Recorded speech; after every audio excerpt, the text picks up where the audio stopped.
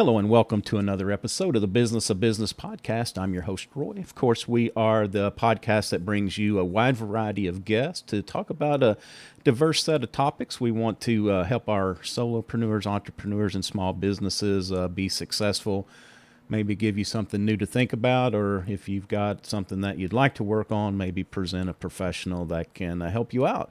So today is no different. We have Elizabeth Pampalone with us. She is an author, international speaker, successful entrepreneur, and expert marketer with over 20 years of experience. Her innovative approach helps overwhelmed business owners and burnt out nonprofit directors to achieve success and freedom throughout the power of absolute marketing. Elizabeth, welcome to the show. Thanks for having me. I had to snicker at the burnout because that's, sometimes we all fall into that. It's like there's just never enough hours, never enough hours in a day to get the things done we need to do, much less the things that we want to do. So tell us a little bit about yourself. How did you get here? How did you find yourself in this marketing space? Well, I actually started about 15 years ago as an entrepreneur. I graduated with a degree in programming, Oh, was a software developer for about 8 months, oh, wow. ended up getting married in the middle of all that. And then my husband left me after about 3 months of marriage. So Oh, I had to move back in with my parents. I lost everything that I had worked towards, and I couldn't hold my software job. It was too stressful for me. yeah. So I ended up moving to Florida with my parents, which they were all moving right when all this Oh happened. my gosh. So I moved to Florida and I started a business because at that time it was during the recession and there weren't really that many jobs I was qualified to do. And the people that did have jobs, I mean, they were holding on to them. So no one Yeah, was really right. moving around a lot. Right. So I just decided, you know what, I'm going to start something. And I started a computer repair company. And then I started a training company for small businesses, my marketing agency, which I still have today. And I also had a networking company as well. Oh my goodness. Well, I mean, it's sad you had to go through that, but as you came through it, it sounds like you came through it on the other end. And I think that that kind of mirrors some things that may be going on in today's time. With the COVID and the pandemic, is a lot of people maybe they didn't set out to be business owners, but now all of a sudden, they've had to be in business for themselves to just survive. And so then the next thing is, when jobs open up, do we go back to work? Do we stay and try to grow this business? So I think that will be, I think you will be insightful into helping figure out how do we do that? How do we grow our business? And that, part of it too is we need to grow responsibly because as we've talked about some previously is that we actually can outgrow ourselves. Not having business is not the only way to go out of business, but sometimes I've seen instances of people that have had extremely nice growth but they just couldn't handle it. Customers got upset and then there we go. So anyway, we'll just talk about that. But so what really attracted you to the marketing end? Well, I had always been kind of a creative in that way. And the reason I even got into web programming as a kid was I started with HTML at 14. Okay. So I was building websites, on our computer locally and Yeah. trying to do little things for myself.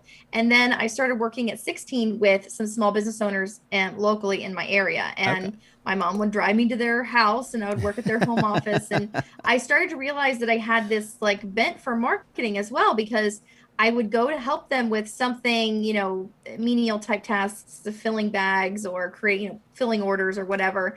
And then I would realize, well, there's no more efficient way to do this. And why aren't we marketing this way? And why aren't we telling people about that? Yeah. And so I started to share these ideas and people started to kind of pick up those things up. And so I knew I had that in me and I knew I liked to do that. My mom was also an entrepreneur when I was growing up. So I was very much familiar with, going to shows and selling and things like Okay. that.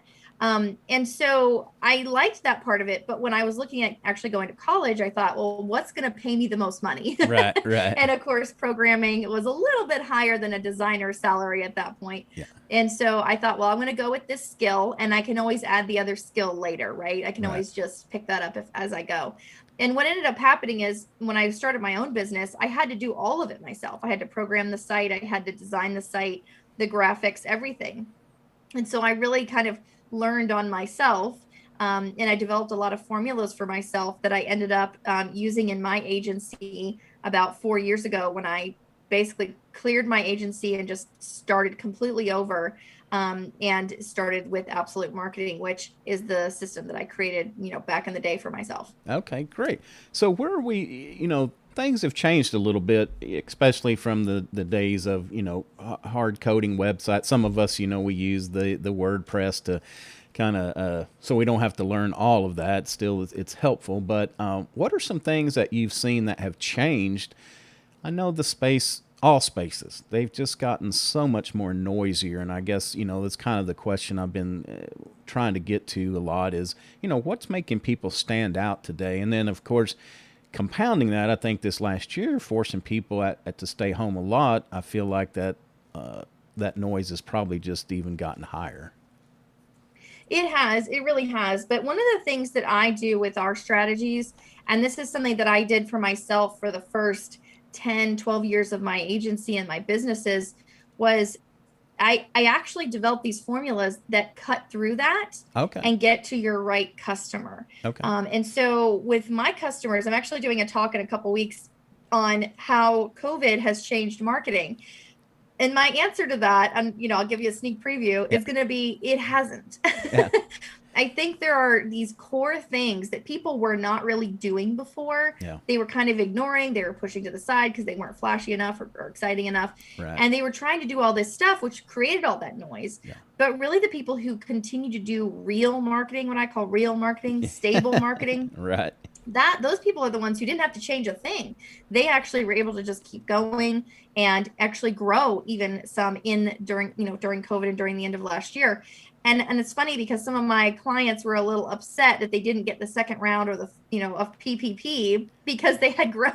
Yeah, right. They were like, well, man, but in a way it was good, but also in a way it was kind of bad. Yeah. But at the same time, so I think that that's one of the things. And I say that, marketing really has not changed because everything goes back to the psychology of why people buy things. Okay. And I think if you just look at that for whatever current age you're in, then you're going to have the right strategy because it's about how do people buy things? Why do they buy things?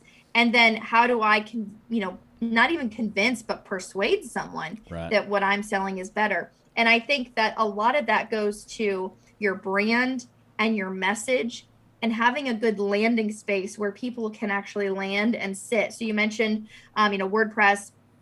No, you don't have to really know how to code to do a lot of these sites anymore. Yeah. But what I find is that people who are inexperienced with websites, they'll get in, they'll build a website, then they'll do tons of social media marketing, they'll do tons of ads, they'll pay a ton of money on that social side of it. But their website is just killing them. Right. It is falling so flat that when someone goes to that ad, they pay for that ad, they're doing all these things that they're paying for, and then their client or their new customer comes to their website where the sale is actually happening. The sale doesn't happen on social media. Yeah. It's happening on the website. Then it fails them. And then they wonder, well, why isn't my social media working? No, It's probably because your website or your brand even further back is not even working. So I think a lot of people kind of put the blame on the wrong party in some of those instances. And so we really have to look at, the 5 pieces of marketing and really say, where am I strong and where am I weak? And I think having someone from the outside look at that, doing some kind of audit, I do audits all the time. Okay. Really is helpful to give you that real perspective of, is my brand good? Is my website strong enough? Then is my social media working correctly for me? Is my email marketing working correctly? And is my blogging, actually aiding and connecting all these pieces? Yeah, and I don't think you can stress that audit enough because it's I'll throw myself under the bus and say we get wrapped up in what we do or what we know that sometimes we don't see.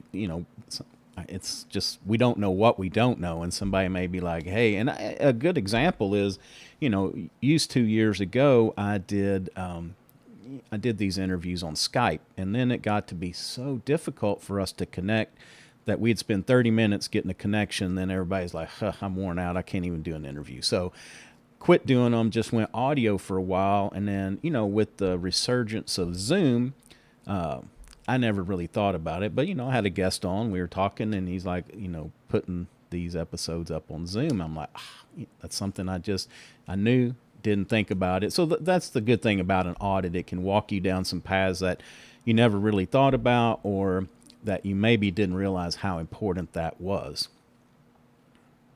Yeah, absolutely. And I love to do these because, like even when I speak, I'll do a website talk or a branding talk, and I'll spend the last 30 minutes of the talk pulling up websites Yeah. and going through them and tearing their first page apart, Yeah. because that's the thing that's going to help them. It's not going to help them for me to say, "Oh, your website's beautiful. Good job. Okay, moving to the next one." Like I am there to Gordon Ramsay it, right? I got Right. tear it apart, tell you all the things that are wrong, tell you the good pieces, the good bits, but also say, look, this is why you're not gaining the traction. This is why you're not getting the sales or the calls or whatever it is you're trying to Yeah. attract there. Yeah, and we can probably even take a step further back, removed from that, and talk about branding for just a minute, because it's important to really think that through. And uh, I know we can change on a dime. Anybody can throw any logo up at any time, but I always feel like, personally, it's good to give that some thought prior to your launch, just for the consistency factor. But I'll get your opinion on that, and then also really sitting down and thinking about, because I've heard a lot of different sayings. Your brand is, what people think about you or say about you when you're not around. But, really thinking about who you are, what are you selling, your product, your service, giving all these things some thought. And again, hiring an expert, I think, like yourself, to walk us through this, things that we need to think about. But anyway, I'll let you comment on the branding aspect. Yeah, branding is the most important piece. I actually use it as the first day of my 5 day system. Okay. So we do branding in a day, website in a day, 12 months of social media in a day, 12 months of blogging in a day, and 12 months of email marketing in a day. Oh, So wow. we've got all that stuff to do, but Yeah. I'm like, no, no, we're spending an entire day just on branding Yeah. Yeah. because it's that important. It is. And it's like, coming up, talking to a gentleman the other day about logos and how they, can actually invoke thought. And he had a really cool one that you could look at it a few Yeah. different ways. So, coming up with clever, I think it just makes people remember you. And then, of course, the iconic brands that we know today, their logo really precedes them.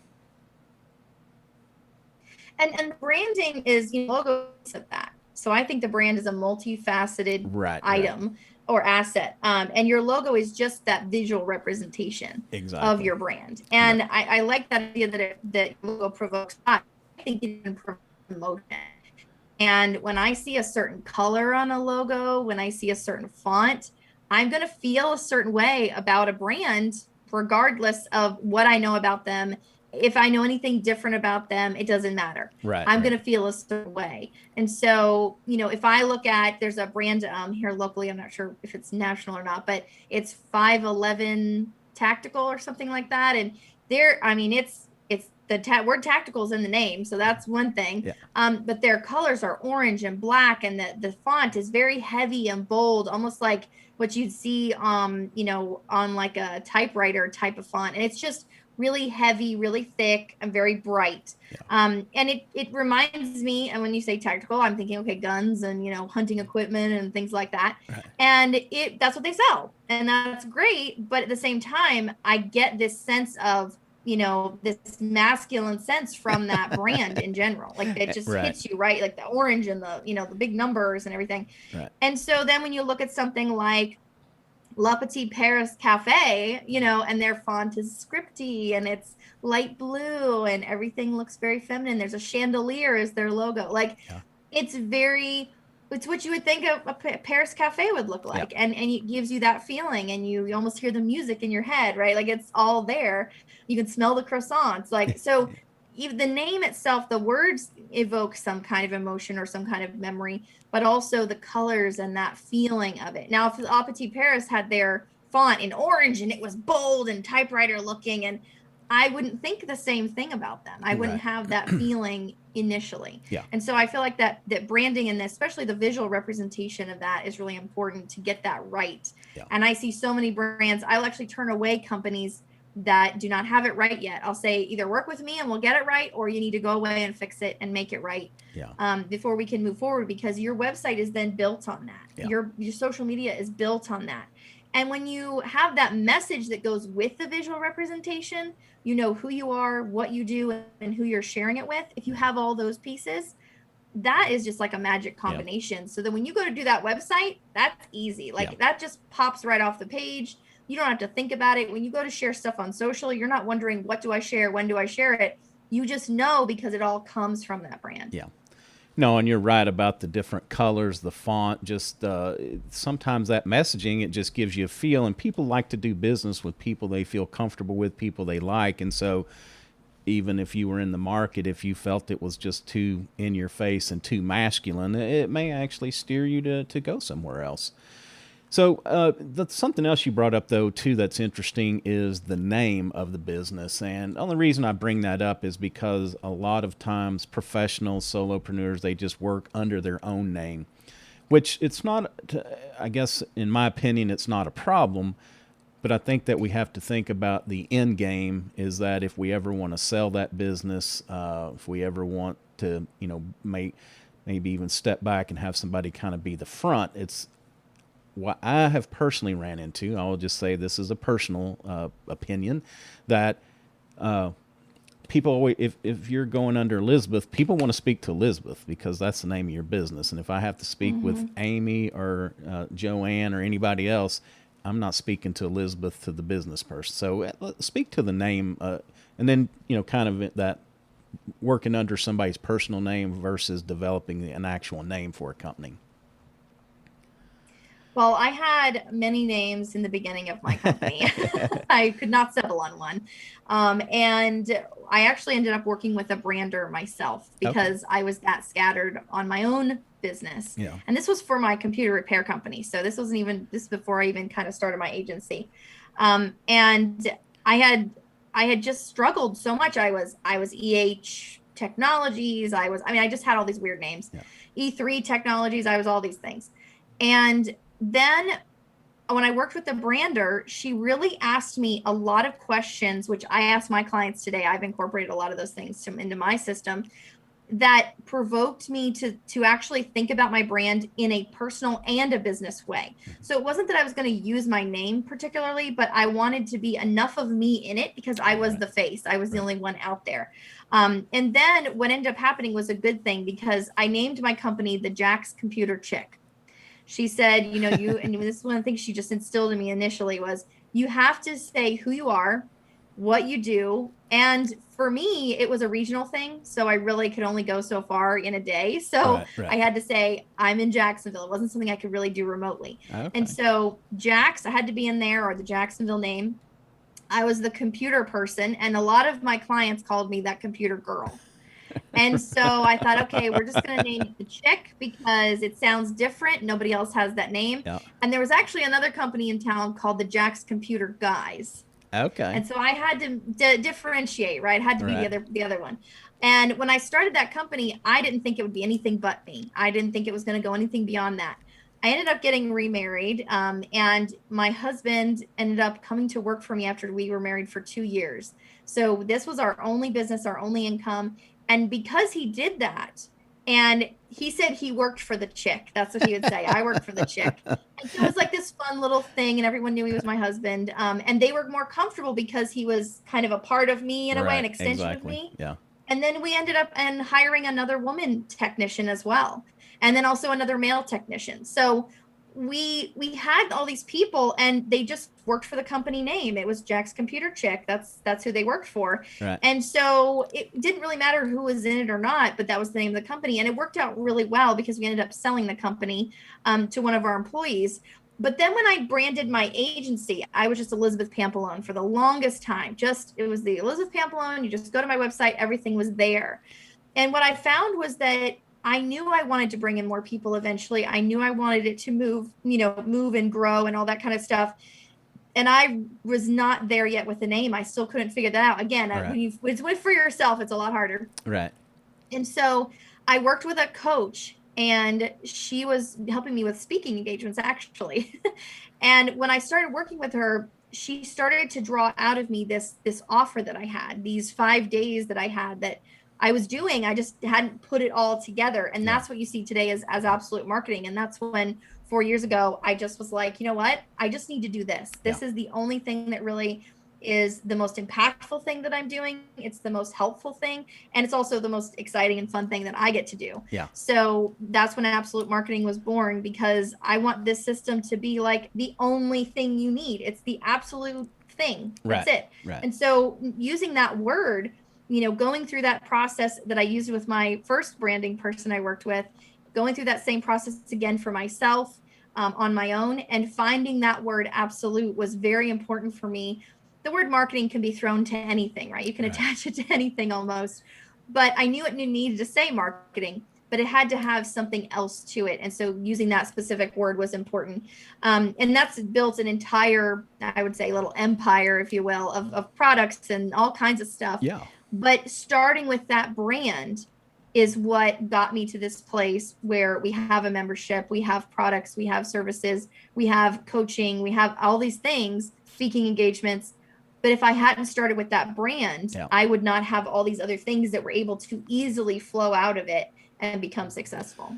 Yeah, and that is awesome because it is such a nice umbrella that you can put a lot of things under it and still stay true to, your mission. And I think you also brought up something else, is that collaborative piece is it's invaluable, especially when you're brainstorming things like names or that creative. For me, I'm the non-creative guy, so numbers in a spreadsheet, I'm all good with that. But when we start talking about this creative stuff, it's like it's nice to sit down and bounce that off of people, because sometimes we can be too close if it's our own, and just having that output from somebody outside the organization, very beneficial. I always say even coaches need coaches, and in this case, even branders need branders. So Exactly.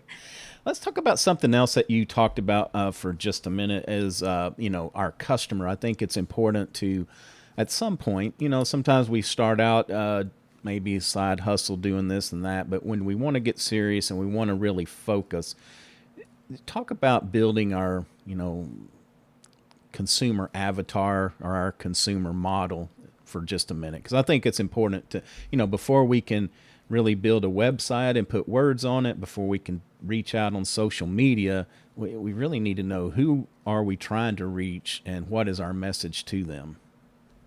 that is absolutely correct. And that's why when I start with the brand, it's those three things. Who are you? What do you do? And who are you sharing it with?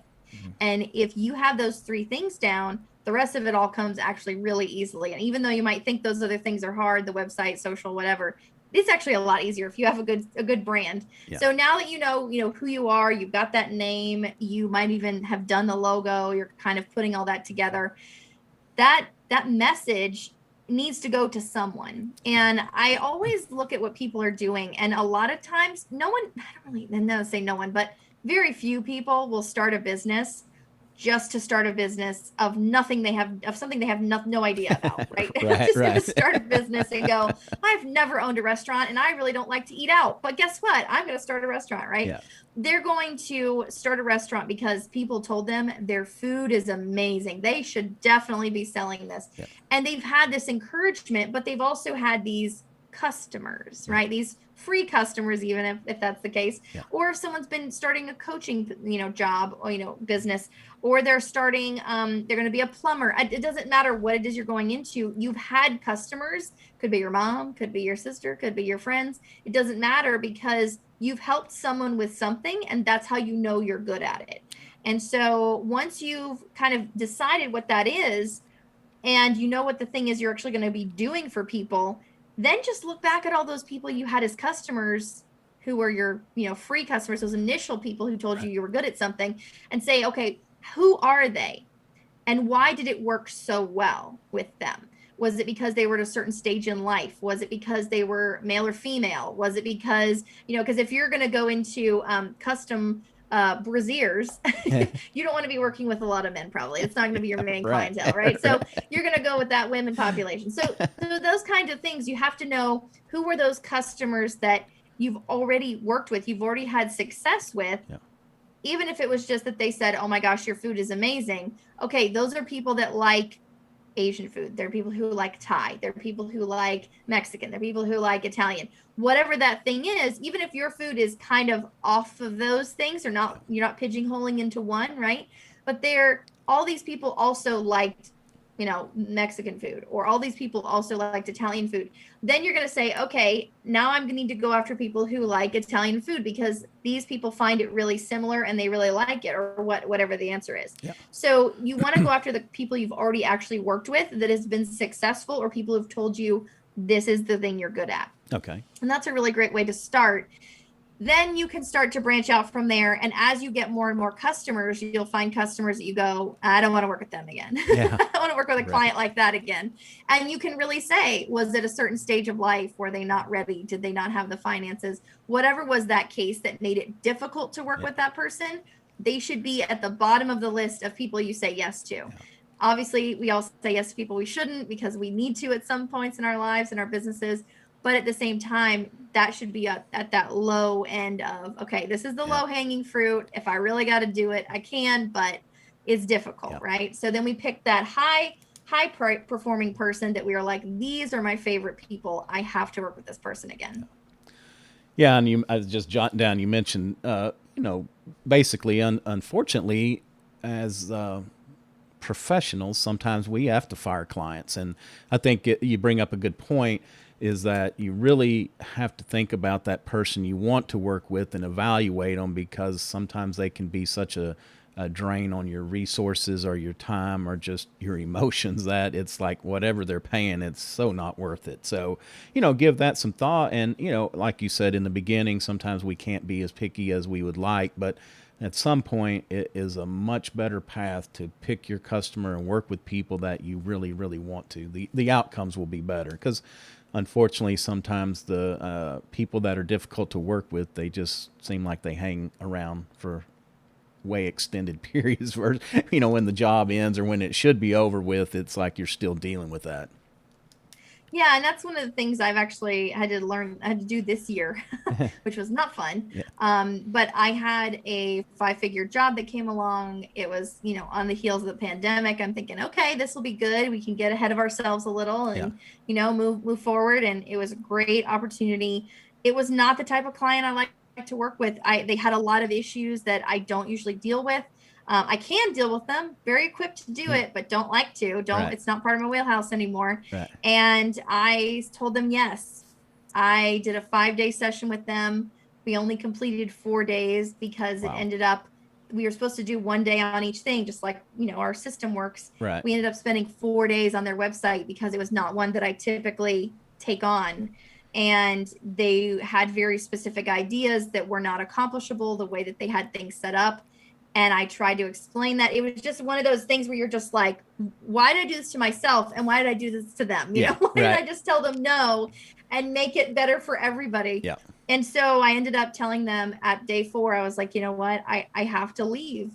I can't even do day 5. I'm going to refund you, the days that we didn't do, but I can't do it because I'm not helping you. Yeah. I can't in good conscience take more of your money after I've tried and tried and tried and tried. It's not going to be what you need it to be. Yeah. And so I gave them some instructions on like, try these things. Once you get to this point, we can revisit all this. And they're still not quite there yet, but they're getting there. That it was one of those things that was really hard for me to say, and this is an ego thing too. As an entrepreneur, you can't fix everyone. Exactly. You can't fix everything. And having, hindsight, saying no initially, saying no up front would have been better. And I had a client come along a couple of weeks ago, another very large, job, really great, and from, just great stuff. Like just, oh, this is going to be amazing. And I said no, because their brand wasn't right and they didn't want to do the brand with us. And I said, you've got to fix the brand. When you fix it, come back. And they haven't come back yet, but I have hope for them. But at the same time, I didn't let them down or myself down because I knew the limitations of how far I'm willing to go in certain circumstances. Yeah, and it's important that you mesh, just like friends that you go out to eat with. You're going to sit and across the table and try to have a conversation for an hour. You don't want to go out with somebody that's confrontational or that it's going to be a bad time. And so it's the same thing with picking our customers. I think is they need to work with somebody that they like and trust as well as we do, because especially in the marketing, it's like you can tell me all the right stuff. If I don't take your word and I don't implement it, then I'm going to say, well, that was a really bad experience because none of this stuff is working. Well, it's not because of the Right. information given, it's because of the way it was carried out. So there's just so much to wrap around Yeah. that for sure. But you bring up a good point I wanted to talk about for just a minute. You have systemized your approach, and you told us about the 5-day approach. But let's talk about the marketing aspect of a systemized approach, and also the ease of you explaining it to just let's just talk about the whole systemization for just a minute. Yeah, so when I was doing websites and social media and all that stuff, I had my agency for a couple of years, and I was still running my computer repair company. Everything was kind of rolling together. And then I just got to a point where I was burnt out. I was doing these websites for 30 days, 60 days, 3 months, and I had clients that were coming to me. Their sites hadn't been done by other designers for a year. And but the problem was the clients. Yeah. They were taking so long to get us everything that I would sit there for 30 days and I would call them and email them and let's meet and let's, trying to get them on board. And they were like, oh, I'm so busy. Oh, I'm so busy. And then on day 29 of 30, my inbox would be flooded with their information. Right. I would sit there and drop everything I was doing, cancel all my appointments, and just work on that because I could only take 2 clients at a time. Yeah. And I had 2 more clients coming in the next day to start the process all over again. Yeah. And so this was my cycle for like about a year to 2 years. It was insane. I was going mental. And so I said, you know what? I am going to sit down because I was basically building websites in a day. I said, I'm starting over. I took everything off my website and I put up website in a day, other in a day products available upon request. And I put a flat rate. It's the one day you sit down with me. We do all of this stuff in person, back and forth, one-on-one. You write, I design. That's how it'll work. And we just put it together. And when you leave, your website is done and you don't have to talk to me again if you don't want to. Yeah. Yeah. And once I did that, I got my first client with that. I took everything else off. No other stuff was on my website. I mean, that was it. Yeah. And the first client said, oh, well, I need a brand too. I was like, great, we can do that in a day. I'd never done that before. I was like, I'm sure I can make that work.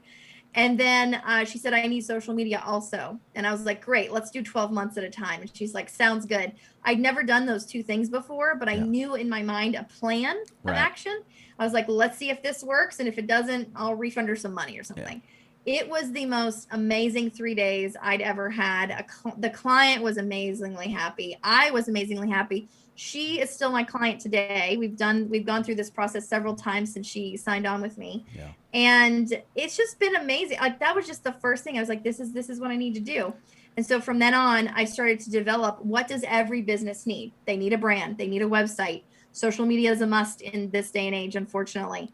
Blogging is really helpful for SEO. Let's just do that instead of worrying about all this SEO stuff that's almost nonsensical. And then let's just email market because that just gets to our direct customers, much easier than social media. It gets them right into their inbox. Right. So, and I'd had a lot of success with email marketing as well. So I was like, okay, these are the 5 things you need. And then I started to say, well, there's a few alternates. Some people need memberships. We do those in a day. Some people need a podcast. We help develop those in a day. And then some people just need help with just everything, right? Yeah. They're just a mess. They just need somebody to come in, sort out their mess. Yeah. And we call that our a la carte day. So really those 5 things are our pillars, but then there's those 3 alternates for people who need that. And so it's a system and it works for every single business that's tried it that I've worked with. Yeah. And there are businesses I know it won't work for. I turn them away. I say, go to this person, go to that person. They'll do much better job for you. Yeah. But the people that I know it will work for, products, services, coaches, doctors, lawyers, I mean, just tons of different industries. They are the ones that they can then pick and choose. We can say, okay, do you need a membership? Let's replace that with this or whatnot. Yeah. So it's a really great system, and it is kind of interchangeable pieces. Kind of feel like it's like Lego blocks. You're building something up for them. But yeah, it's been a really great system to use for myself because I used it on myself first, and I knew it worked. And then to build it out for my clients as well.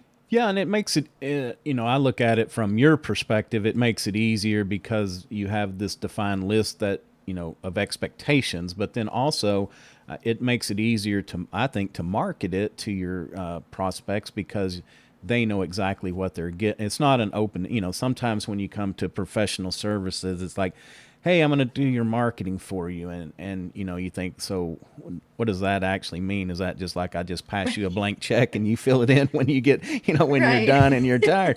But this has, you have these set expectations. And the other part I like about it is that set time limit that, typically, especially if you work with smaller businesses, professionals, entrepreneurs, it's like, they're busy with their thing during the day. This is usually a night thing or a weekend thing that they're trying to get you information. And, you're so right. It's like, Friday at 4:30, it's like everybody's hitting the send button trying to get stuff off of their desk and off of their plate. And, you've been waiting for a week or two for this information. And now, it just can mess your schedule up going forward. And so I think that's one thing I really love about this is that you systematized it. And I think there's a lot of other businesses that can really look at that model to help themselves as well. I've seen a lot of companies because they've come and done stuff with me. Mm-hmm. They've kind of adopted that in their own businesses in different ways. Right. I have a photographer that I've worked with, and she does mini headshot day, Yeah. and it's a 1 hour session. You get professional hair and makeup. It's a very much reduced rate, but she gets like 5 or 10 people in one day. Yeah. And she's just like, do, do, do, do. Her makeup person is there all day. Her hair person is there all day. She's there all day. Yeah. She runs through everything, and you get 2 photos. For some people, that's plenty. They don't need anything else. Right. But she takes more than that. So then you have the opportunity to buy more at the end of the session. So I Right. think it's those kind of things where you can like systematize it, get more people in at a time, or get that one big job done quicker or more efficiently by actually condensing it down. Yeah. I'm a big believer in Parkinson's law, which is that if you have an amount of time and you have a task, that task will fill the time that is given. Correct. So if you say, oh, I've got an hour, I can do the dishes in a little bit, it's going to take you a whole hour to do those dishes, Yeah, right? right. Because you got a whole hour to fill. Yeah. So the time will fill it, or the task will fill it. So, if we say we've got a month to do a website, it's going to take us 30 days. It's not Yeah. going to take us a day less. But if we say we have 8 hours to build a website, we have to hustle. We Yeah. have to make it happen, because that's not a lot of time. But at the same time, I've done this so much, like I know it's possible. Yeah. But Yeah. people do see it as, this is my time to get this done and stop the procrastination, which is usually what people end up doing with those things. Right. Right. Yeah. And you can just sit down and go through that checklist and knock it out for them too, which is nice. Well, what is a tool that you use, either a tool or a habit? What is something that you use in your daily life, professional or personal, that really adds a lot of value? Well, personally and professionally, when I read the book Profit First, that changed my business and my personal life. Okay. It was like about 4 years ago. I was living paycheck to paycheck. I was making over 6 figures, and I was going, wait a minute, where's all this money going? Yeah. And a lot of it was going back into the business. I calculated about 65% was going back into the business. Mm-hmm. And while we all know that, it takes money to make money, right? Right. But at the same time, a lot of that was unnecessary. And once I read Profit First and I started implementing that into my business finances, it made so much sense. It was so amazing, because it didn't matter if you had a steady income or an unstable income, which mine was mostly unstable. Right. Then it didn't matter. It always worked. And so it took me about 3 months to kind of, get into it and Right. actually figure it out. It was a little painful at first, but it took me 3 months to get to the targeted allocations he talks about. And once I got there, I have not had to worry about taxes. I have not had to worry about paychecks. I've not had to worry about paying employees. All of the money I needed was always there. Even if something unexpected came up, there was money there. Awesome. And I've used that in my personal life as well, in that type of system and that idea in my personal life. Yeah. And it just changed everything for me, to the point of reducing my stress to a level that I had not seen in years, probably a decade at that point. And also, it allowed me to be more creative in my business. Yeah. So instead of worrying about the money so much and worrying about the clients so much and being so focused on that piece of it because I felt like I was always behind, Yeah. now my business was not suffering creatively or intelligently, intuitively, whatever, because I wasn't worried about those things. I knew they were taken care of. I knew the money was coming in and I knew what I had to do to make it. And everything Yeah. just seemed to fit better. And so now in my business, I wasn't that desperation person going, you gotta buy from me right now. Yeah. I knew that next time or whatever, the next person coming along, that would work. And I also knew that I needed XYZ for the month or XYZ Yeah. for the year. I had more clear goals rather than just going, I just got to make it this month. I Yeah. can't worry about a goal. Yeah. I'm worried about this month, Yeah. or this week. And so it really freed me up. And I can't even tell you how much that freed me up mentally, Yeah. because then once I started looking at my personal life and my business practice in a different way rather than through this money lens, because the money was kind of taken care of in a way, then I started to look at it in the sense of minimalism, tech minimalism, actual like family minimalism. And then I started to declutter all of our stuff. I mean, Yeah. I got rid of 50% of the things in our house. Yeah. And that even had more of an impact on my mental capacity, ability, my mood, everything. And so even though these things aren't marketing related, they helped my business and in my personal life so much Yeah. that honestly, I don't know if my business would have survived COVID if I had not found those two things. Well, that's awesome. I'll have to check that out, and because it's and it doesn't matter what business, but I think it's worse when you're in a creative business is that stress, and when you're worried about all that other stuff. For me personally, it's just hard for that creativeness to flow. I mean, we have to have that open mind, and the other thing, just talk about for a minute is that downsizing. After the kids are grown and gone, a couple years ago, we downsized tremendously. I mean, very minimalistic, and it's been the most freeing thing because I don't just have junk to worry about or stuff that needs to do. We can focus on our business, what we enjoy doing, and then also have that free time. So definitely, there's the balance. We talk about the work life balance. Sometimes it can mean other things like, if stuff is stressing us out in our personal life, then that definitely carries over into business and vice versa. So, Yeah, and yeah. and I've heard this idea of the silent to-do list, that the more things you have, the more they silently speak to you. Like, let's say there's this pen you really like, and you need to get a new ink cartridge for it, and you go to pick it up every time, but oh, there's no ink in it. And then it tells you, you got to buy ink for me. You Yeah. got to go to Staples. You got to, you're right. And so then you've got this like silent to-do list from this one item that is it worth you keeping Right. this one item, because then there's this other thing you have to do with it. Yeah. And I'm the worst plant lady in the world. A lot of people think that minimalism equals plantism, and it does not.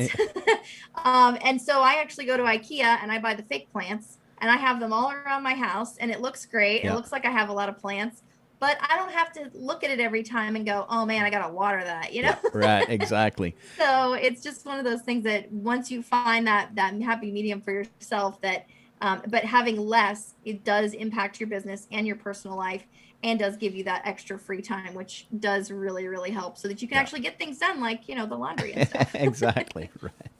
Well, Elizabeth, thank you so much for taking time out of your day. I know we've hit on all the points, but tell us about Absolute Marketing. Tell us about your, I guess there's now like seven, or we've got the five basics and then a couple different add-ons. But tell us about the modules that you have, and then also tell people, who is your target client to work with, what you can do for them, and of course, how can they reach out and get a hold of you? Absolutely. Well, thank you so much. I love working with people who are at that overwhelmed point. Yeah. They're like, I've tried doing social media. I always fall off the wagon. I start in January. I'm good for February. And then March, it's done. I'm Right. gone. Right. I'm busier. I have things I'm doing. And then they don't market themselves. And then they find July, August, maybe even September, business starts to wane. They don't know why. They're trying to scramble. Then they feel like they're more busy scrambling. just to get people in the door. And so that is the person who's just like, I don't have time for it. I know I need to do it. Right. Right. That combination is perfect for this system. And even if you have someone who's helping you in marketing in-house, or even if you don't, those people can come along if you have them with you, or if you have a helper you're using, or a VA or whatever. And if not, we can knock this out with just 2 people from our team. Yeah. So you and one of our team members, and that's it. That's the minimum amount we need. And that's a really fun day. My team and I, we fly to locations and visit. We have offices all over the country, and we'll visit them at our office in that location, or they can come to Florida and have fun here in the sun. And so they can come to our office, and we have people do that all the time. So that's one option.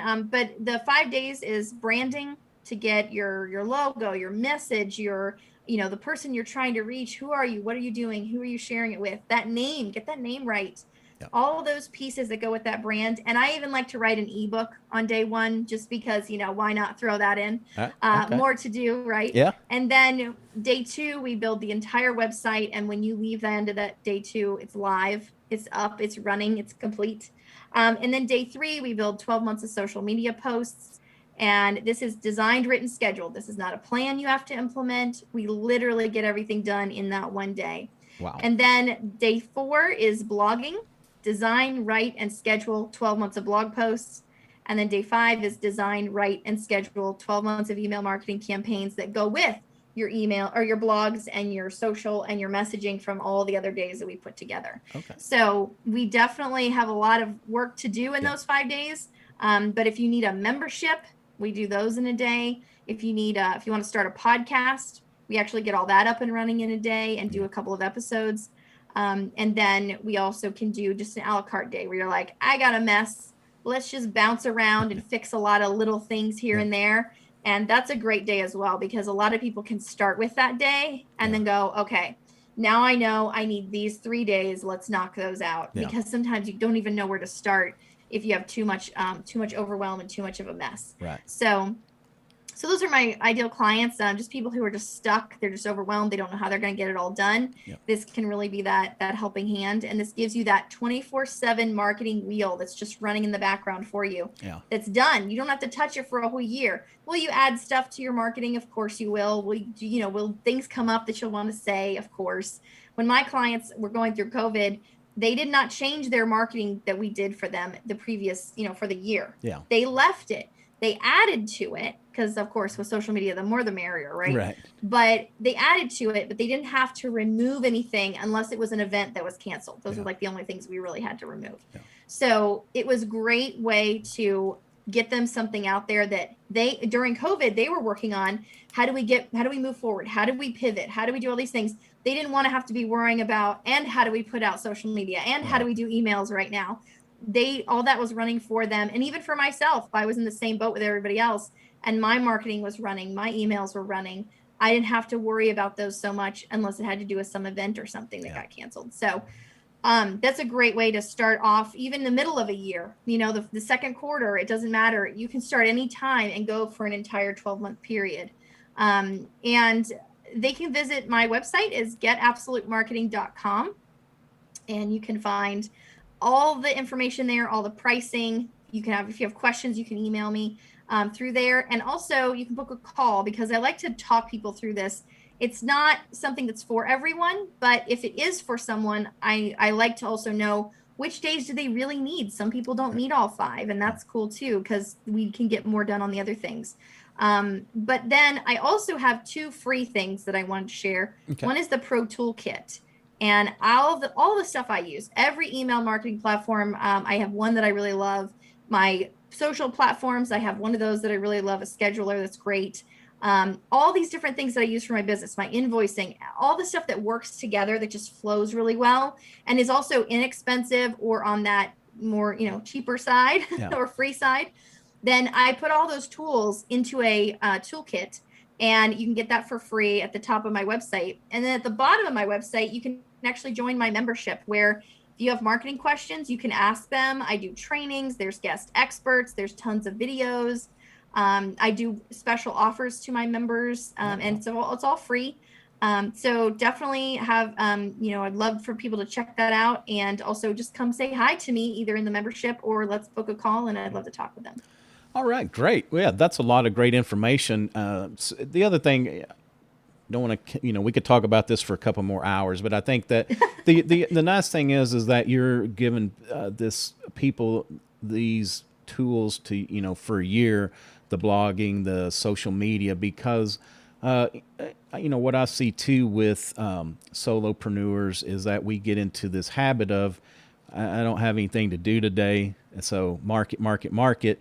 Now I need to fulfill, so no market, no market, no market, and then when Yeah. that's over, so we get on this roller coaster, and at least having these this laid out for 12 months, it should really equalize everything out and just make it easier on everybody. Where it's not like, okay, well, I told you this to do, for the next couple weeks, and then trying to recreate that. So, because marketing is, well, we all hope we can send out a message and then we just get flooded with consumers. But the reality is, it's a long term play. We have to stay after it. We have to be consistent in order for it to work as well as we want it to. Consistency is everything in Yeah. marketing, and it takes 7 to 10 different things that someone would see before they actually even just remember your name, You're right. right? Exactly. So they Exactly. have to know who you are, and they have to also, I'll tell people this all the time that when someone goes on social media and they go, oh, Roy, I have to tell you about this thing I saw the other day. Let me see if I can find it. Yeah. We don't want them to say that about us, Right. right? We want them to say, oh, Roy, Elizabeth posted this thing the other day. Let me show you, Yeah. because they know exactly where it is, because the branding on those things on social media, on an email, whatever, was so strong that they were able to connect it back to a person that they exactly knew who posted that thing or sent that thing. Right. So we want them to say that about us, but that only comes from consistency, using the same colors, using the same fonts, using the same tone of voice, the same message day after day after day. Yeah. So definitely consistency is huge. And this eliminates so much of that, which is Yeah. why I use it for myself, because yeah, I'm not that consistent of a person in that Yeah. way. So Yeah. this is definitely helpful for Yeah. me as well. All right. All right. Y'all go out, reach out to Elizabeth. I know she can help you out, put her system to work for you. So thanks again for your time. It's been wonderful talking to you, and hope I'll get you back on here and you can give us some updates and some more good information. All right. That's going to do it for another episode of the Business of Business podcast. Of course, I'm your host, Roy. We are on you can find us at www.thebusinessofbusinesspodcast.com. We're on all the major social media platforms, as well as the major podcast platforms: iTunes, Stitcher, Google, Spotify. If we're not on one that you listen to regularly, reach out. I'd be glad to get us added. So until next time, take care of yourself and take care of your business.